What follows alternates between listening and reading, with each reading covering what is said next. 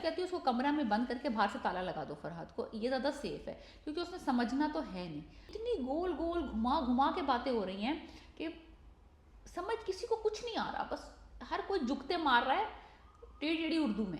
मंटो ने फरहाद के साथ आखिरी सीन में मुक्के मारे, इस तरह के जनाना किस्म की फाइट करी है सर मंटो ने। हेलो, मैं फिर हाजिर हूँ और इस वक्त हम रिव्यू कर रहे हैं एपिसोड 13 और 14 और मैं मंटो नहीं हूँ। ड्रामा यार स्ट्रॉन्ग बहुत शुरू हुआ था, मुझे बहुत सारी इसमें उम्मीदें थी और मेरे उम्मीदों को थोड़ा करके इन्होंने मार दिया है। हुआ यह था कि इतने सारे स्टार्स, इतनी बड़ी कास्ट, नदीम बेग, खलीलुर रहमान कमर, उसके बाद हुमायूं सईद, उसके बाद बाबर अली, उसके बाद आफिस, लाइक आप लिस्ट देखें लंबे स्टार्स की। मुझे लगता है सारी खिचड़ी में ना ये जो बिरयानी बनी थी उसमें ना असल जो एसेंस है ना वो ख़त्म हो गई ड्रामे की। लाइक हम कास्ट पे कास्ट, सीन पे सीन, अब जो ड्रामे की 13 और 14 एपिसोड आई है ना, मेजॉरिटी ऑफ द टाइम मैं ना कुछ ना किसी सीन का इंतज़ार कर रही होती थी। लाइक जब मंटो का और मिस मारिया का सीन आता है तो मुझे होता है कि यार ये जल्दी सीन निकले तो महमल आए। जब महमल आ जाती है, महमल और उसके मंगेतर का सीन होता है, मैं कहती हूँ यार जल्दी जल्दी ये महमल और मंगेतर का सीन खत्म हो तो सिराज का सीन आए। सिराज का सीन आता है, थोड़ा मैं इंजॉय करती हूँ, थोड़ा मैं रिलैक्स होती हूँ। थोड़ा सा बिन्यामिन का सीन आता है, इसमें बाबर अली आते हैं, थोड़ा सा फन होता है। फुप्पो जो है ना वो मुझे अब थोड़ी सी वियर्ड लगने लगी है, थोड़ी सी ऑकवर्ड लगने लगी है। महमल और उनकी जो बातचीत है ना बहुत वियर्ड है, बहुत वियर्ड। बंदी जो है ना वो उसको उंगली दे रही है अपनी भतीजी को कि वो किसी तरीके से उगल दे कि उसको मिस्टर सर मंटो से मोहब्बत है। मुझे ये समझ नहीं आता, जुम्मा जुम्मा 8 दिन हुए, पहले ये मरी जा रही थी महमल यूनिवर्सिटी जाने के लिए, अपनी फुप्पो से सिफारिश लगवा रही है, ये वो मुझे पढ़ना है, मुझे पढ़ना है, मुझे पढ़ना है। गिन के 14 दिन यूनिवर्सिटी गई है, इसको इश्क हो गया, किससे? उस्ताद से। इतना कोई वेयर्ड किस्म की सिचुएशन है, वो इतना डरपोक सा आदमी दिखाया है। Like whole thing is very very मशकूक।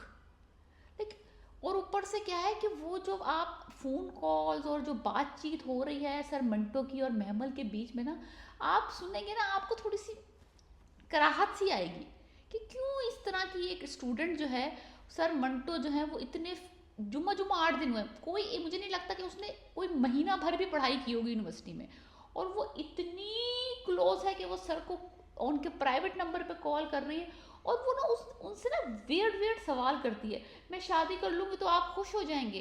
क्यों खुश हो जाएंगे? कैसे खुश हो जाएंगे? लाइक उकसा रही है, उंगली दे रही है। यानी कि क्या सेंस बनती है इसकी? यानी कि और ऊपर से फुप्पो जो है वो उनकी उसके अंदर से बात निकालना चाह रही है, तुम्हें मोहब्बत, वो मोहब्बत के लिए क्वालिफाई नहीं करता तो नफल पढ़ लो। यानी कि फुप्पो क्या चाहती हैं कि वो हजरत को छोड़ के और अपने जो मंगेतर है जिनका बहुत वियर्ड नाम है हजरत, हम उसको दोबारा डिस्कस करेंगे, हजरत को छोड़ के वो सर मंटो को चूज कर ले और इस तरह से घर में फसाद मच जाए। लेकिन ये अपने भाई की दुश्मन है कि क्या है कि उसने उसकी बेटी को मंगेतर से छुड़वा के वो सर मंटो से अगर वो इजहार कर दे खुल के कि हाँ मैं सर मंटो से मोहब्बत करती हूँ, तो किस तरह से बेहतर होगा ये इस पूरी अमृतसरी फैमिली के लिए। तो इस मौजू को तुम दबा दो, इस मौजू को तुम छुपा दो, बजाय कि तुम उसको और उंगली दे रही हो और महमल से पूछे जा रही हो तुम्हें उससे मोहब्बत है, वो मोहब्बत के लिए क्वालिफाई नहीं करता, तुम्हारी आंखों से नज़र आ रहा है, तुम्हारी गर्दन से नज़र आ रहा है। और महमल साहिबा फुप्पो की ये बातें सुन के पहले फुप्पो को तो इनकार कर देती हैं कि नहीं कौन सी मोहब्बत, कैसी मोहब्बत, नो प्रॉब्लम, नहीं नहीं। और फिर जब सर से बातें कर रही होती फ़ोन पे, उनसे अजीब अजीब मशकूक मशकूक से गंदे गंदे से क्रिंजी क्रिंजी से सवाल पूछती है।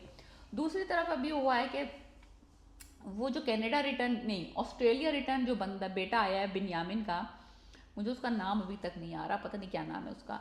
एनीवेज वो इतना इंपॉर्टेंट नहीं, वो महमल से मिलना चाहते हैं, देखना चाहते हैं कि फरहाद को जिस लड़की ने पागल किया हुआ है वो कैसी है लड़की, और उसको वहाँ जाके बहन बना लेते हैं। लाइक इससे क्या सेंस बनी, इससे क्या सेंस में तुम अपने भाई को समझाओ बिठा के कि भाई जो सुलह हुई है, खून रेजी ख़त्म हुई है, मैं वापस घर आ गया हूँ, तुम उनका बेटा जेल से निकल आया है, सब सुलह सफाई हो गई, एक लड़की की खातिर ये डिस्ट्रॉय ना करो।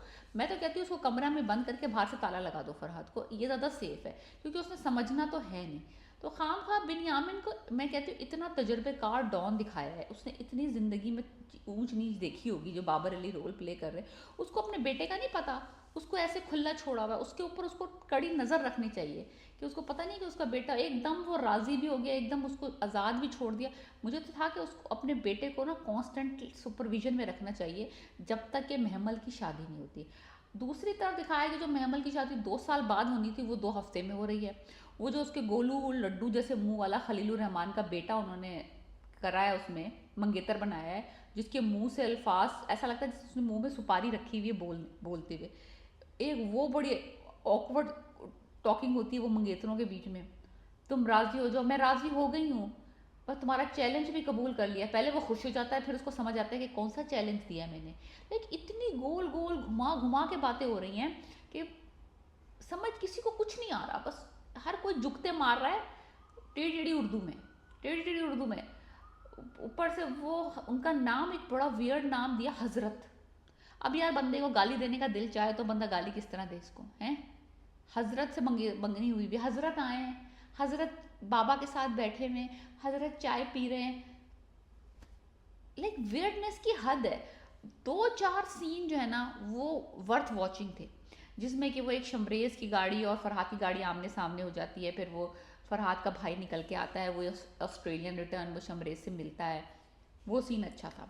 फिर उसके बाद जो फरहाद की और सरमंटो की लड़ाई हुई आपस में आखिरी में, और वो लेके उसको भाग गए हैं जब अटैक किया था फरहाद ने, वो सीन थोड़ा बेहतर है।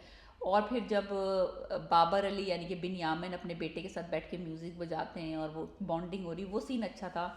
तो 2-4 सीन जो है ना ड्रामे में अच्छे हैं, लेकिन पूरी ओवरऑल अगर आप स्टोरी देखें बहुत वियर्ड, बहुत क्रिंजी, बहुत ही does not make any sense, बहुत ही out of the world kind of scenarios हैं। कौन उस्ताद इतना फ्री हो जाता है जुमा जुमा 8 दिन में, नंबर दे दिए, बातें हो रही हैं, वो मियाँ दो अपने अपने अपने उस्ताद को फ़ोन पे उकसा रही है, उस्ताद साहब भी डॉज कर रहे हैं बॉल कि भाई अब सवालों के जवाब नहीं देना चाहते वो। मिस मारिया एक लोनली परी फिरे जा रही है बीच में साड़ी पहन के घुंघरीले बालों वाली, और फुप्पो जो है वो अलग दुश्मनी निकाल रही है, पता नहीं किस किस्म की दुश्मनी अपने भाई से निकाल रही है। उसकी बेटी को उंगलियां दिए जा रही हैं कि मंगनी हुई भी लड़की को क्यों तुम किसी और मर्द के बारे में पूछ रही हो, इतने सवाल पूछने की तुम्हें क्या ज़रूरत है? अगर वो सरमंटो का जिक्र भी करी उसको शटअप करा दो। अगर तुम वाकई सिंसियर हो अपने भाई से, अपने घर वालों से, शटअप करा दो उसको। नहीं, शटअप नहीं। एक और सीन मुझे याद आया, वो सीन भी बहुत अच्छा था, बेस्ट सीन था, जब शमरेज जेल से छूट के आता है, अपने फुप्पो के कमरे में आता है और फुप्पो उससे मिलती हैं, फुप्पो उसको प्यार करती हैं, लाडले जियो अपनी ज़िंदगी, वो सीन भी बहुत अच्छा था। That's what I am saying ना, 2 एपिसोड में 3 to 4 सीन जो है ना वो वर्थ वॉचिंग है। बाकी सारा ड्रामा जो है ना नॉट इवन अ फिलर। आप वो ड्रामे की मैंने सारे सीन्स देखे हैं, देख बिल्कुल कंसंट्रेशन के साथ, लेकिन अजीब सी उसको देख के ना अजीब सा अनईजी फील होता है जब उस्ताद शागिर्द का एक बड़ा ही ऑकवर्ड से क्वेश्चनिंग आंसरिंग हो रहा है। लड़की डेफिनेटली लट्टू है सरमंटो पे, सरमंटो का मुझे नहीं श्योर कि वो लव करते हैं कि नहीं करते, वो भी एक वियर्ड सिचुएशन। अब सरमंटो इतने ही बहादुर हो गए, एकदम मुक्के लाते घूसे मारे, इतनी जनाना लड़ाई करी है सरमंटो ने फरहाद के साथ आखिरी सीन में, मुक्के मारे, इस तरह के जनाना किस्म की फ़ाइट करी है सरमंटो ने। मुझे लगता है जो उन्होंने 42 साल का बंदा दिखाया है इनको, जो कि कहीं से ये 42 साल के नहीं लग रहे। समझ रहे हैं आप बात को? हाँ यूँ सही, लेकिन जो मुक्के उन्होंने मारे ना ऐसे मारे हैं, लाइक लिटरली जनाना फाइट हुई है। फरहाद साहब के थोड़ा चलो थोड़ी ताकत से मार पीट रहे हैं, सरमंटो की तरफ से जो मुक्के थप्पड़ पड़े ना, क्या ही बताऊं मैं आपको। खैर एनीवेज, लड़ाई लड़ी हुई वो लड़की लेके भाग गए, बालों के फ्लिप हुए हैं, जो सज्जल ने नकली एक्सटेंशंस लगाई हैं 1.5 फीट की, यूं हिल रहे हैं बाल, यूं घूम रहे हैं बाल, यूं हवा में उड़ रहे हैं, लाइक टोटल फिल्मी सीन, टोटल ऐसा होता कहीं नहीं है। इवन लाइक अगर मैं उसको कहूँ कि भाई ड्रामा है, चलो सोच लो, सोचने में भी नहीं समझ आ रहा, सोचने में भी समझ नहीं आ रहा कि ये ड्रामा इस तरह से हो सकता है। मैं कह रही हूँ ना कि पैसा बहुत खर्च किया, इतना सारे लोग ले लिए, इतनी सारी कास्टली डिस्ट्रैक्ट हो गए फ्रॉम स्टोरी, प्लॉट जो है ना वो मिसिंग है। 2-4 सीन अगर आप ले लें ड्रामे में बहुत अच्छे हैं। ऊपर से हुमायूं सईद साहब का मैंने एक इंटरव्यू सुना है, यूट्यूब के ऊपर, वो साहब कह रहे कि जो समझदार लोग हैं ना उनको ये ड्रामा समझ आएगा। लाइक जो समझदार है, तो कौन है वो समझदार लोग? तुमने कौन से टारगेट ऑडियंस रखे हुए दिमाग में जिनके लिए तुमने ये ड्रामा बनाया है? मास ऑडियंस के लिए बनाना चाहिए ड्रामा, जिनको सबको समझ आए, जो सब इंजॉय करे। कोई कोई 15-20 लोग तुमने चूज कर लिए, वही ये ड्रामा देख के इंजॉय कर सकते हैं। तो आप ये कह रहे हैं कि जो स्मार्ट लोग हैं, जो समझदार लोग हैं, वो ड्रामा इंजॉय करेंगे। लाइक इस कहने का मतलब क्या? हम क्या स्मार्ट नहीं है?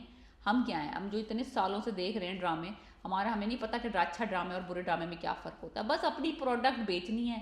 आप अगर एग्री करते हैं मेरे साथ, इस ड्रामे को देखें, आप देखें और जज करें आप खुद।